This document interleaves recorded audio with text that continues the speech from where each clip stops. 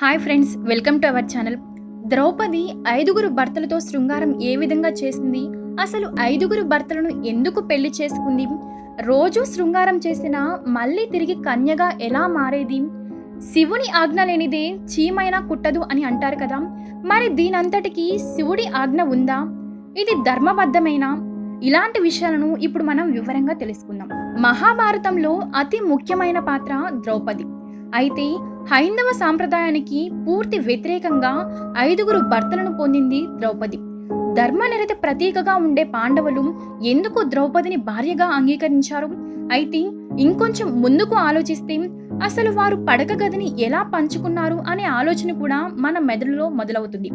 ఇవన్నీ తెలుసుకోవాలంటే ద్రౌపది గతాన్ని మరియు ఆవిడ జన్మించడానికి గల కారణాన్ని కూడా వివరంగా తెలుసుకోవాల్సి ఉంటుంది. ద్రోణాచార్యుడు తన ఆశ్రమంలో పాండవులకు కౌరవులకు విద్య నేర్పించి మళ్ళా తిరిగి తన రాజ్యానికి వెళ్లే ముందు అందరూ తమ తమ శక్తి కొద్దీ గురుదక్షిణ ఇవ్వడం మొదలుపెట్టారు. అయితే పాండవులు మాత్రం గురు పత్నిని చేరి గురువు గారికి ఏ బహుమతి ఇస్తే సంతోషిస్తారు అని అడిగారు. అప్పుడు ఆమె ద్రుపద మహారాజు ద్రోణాచార్యుడు చేసినటువంటి అవమానం గురించి చెబుతుంది. వెంటనే పాండవులు ద్రుపద మహారాజుపై యుద్ధం చేసి అతన్ని బంధించి ద్రోణాచార్యుని పాదాలపై పడివేశారు. ఆ సంఘటన చూసి ద్రోణాచార్యుడు ఎంతో పొంగిపోయి ద్రుపద మహారాజుకి క్షమాభిక్ష పెట్టి తిరిగి పంపించి వేశాడు. దానితో పాండవుల మీద కోపంతో ఎలాగైనా సరే పాండవులను ఓడించి కొడుకు కోసం ఒక యజ్ఞం చేశాడు ద్రుపద మహారాజు. ఆ యజ్ఞగుండం నుంచి ఒక కుమారుడితో పాటు ఒక కూతురు కూడా జన్మించింది. ఆమెకి ద్రౌపది అని పేరు పెట్టారు. అలా ద్రౌపది జననం జరిగింది. ఆవిడ అయోనిజం. ఒకనాడు మహారాజు తన కుమార్తె అయిన ద్రౌపదిని వివాహం చేసుకోమని చెప్తాడు. అలాగే ఇంత సౌందర్య రాశి అయినటువంటి ద్రౌపదిని వివాహం చేసుకోవాలి అంటే మత్స్య యంత్రం కొట్టాలి అని ఒక ప్రకటన కూడా చేశాడు. అర్జునుడు విజయవంతంగా ఆ యంత్రాన్ని ఛేదించాడు. ద్రౌపదిని వివాహం చేసుకుని పాండవులతో కలిసి కుంతి ఉన్నటువంటి కుటీరానికి వెళ్లారు. అప్పటి వరకు పాండవులు అజ్ఞాతవాసంలో ఉండి ప్రతిరోజు భిక్ష తీసుకువచ్చి ఆమె ముందు ఉంచేవారు. ఆమె దాన్ని ఐదుగురికి సమానంగా పంచిపెట్టేది. ఆ రోజు కుంతి ఇంటి పనిలో ఉండగా పాండవులు బయట నుంచి అమ్మా, మేము ఏమి తీసుకువచ్చామో చూడు అని అన్నారు. లోపల ఉన్న కుంతి, మీరు ఏం తీసుకువచ్చినా సరే ఐదుగురు సమానంగా పంచుకోవాలి అని చెప్పింది.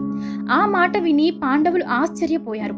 తల్లి మాట జవదాటిన పాండవులు ద్రౌపదిని పంచుకోవాలి అనుకున్నారు. కానీ తన మాట కారణంగా ఇంత విపత్కర పరిస్థితి వచ్చింది అని కుంతి చాలా బాధపడింది. ఇప్పుడు ఏం చేయాలి అనే విషయం గురించి ఆలోచించి ధర్మరాజు అర్జునుడు ద్రుపద మహారాజు దగ్గరికి పంపించాడు. ద్రుపద మహారాజు కూడా ఏం చేయాలో అర్థం కాలేదు. అప్పుడు వ్యాస భగవానుడిని శ్రీకృష్ణుడిని సలహా అడిగారు. వ్యాస భగవానుడు పూర్వజన్మలో పరమేశ్వరుని యొక్క వరం కారణంగా ద్రౌపదికి ఇలా జరిగింది అని చెప్పాడు. అయితే ఐదుగురు భర్తలతో జీవించడం వలన శృంగారం అనుభవించడం వల్ల ఆవిడికి ఇబ్బంది కలగదా అని అడిగితే పరమేశ్వరుడు ఆవిడికి ఇచ్చిన వరం కారణంగా ప్రతిరోజు ఆవిడ కన్యత్వాన్ని పొందుతుంది అని చెబుతారు.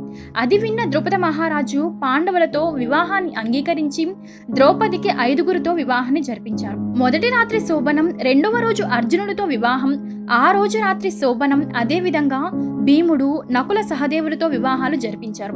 అయితే విధించిన నియమం ప్రకారం ఒక గదిలో ఉండగా మరొకరు ఆమె దగ్గరకు వెళ్ళకూడదు. ఈ నియమాన్ని అనుసరించి ఐదుగురిని వివాహం చేసుకుని ఐదుగురికి భార్యగా జీవితం సాగించింది ద్రౌపది. ఇలా ఉన్నా కూడా ఆవిడ కన్యత్వం పోగొట్టుకోకుండా ఉండగలిగింది పరమేశ్వరుని యొక్క వరం కారణంగా. అది ద్రౌపది యొక్క కథ. సో ఫ్రెండ్స్, చూసారు కదా. ఈ వీడియో కనుక మీకు నచ్చినట్లయితే లైక్ చేయండి, షేర్ చేయండి. ఇలాంటి మరిన్ని వీడియోస్ కోసం మా ఛానల్ని సబ్స్క్రైబ్ చేయండి.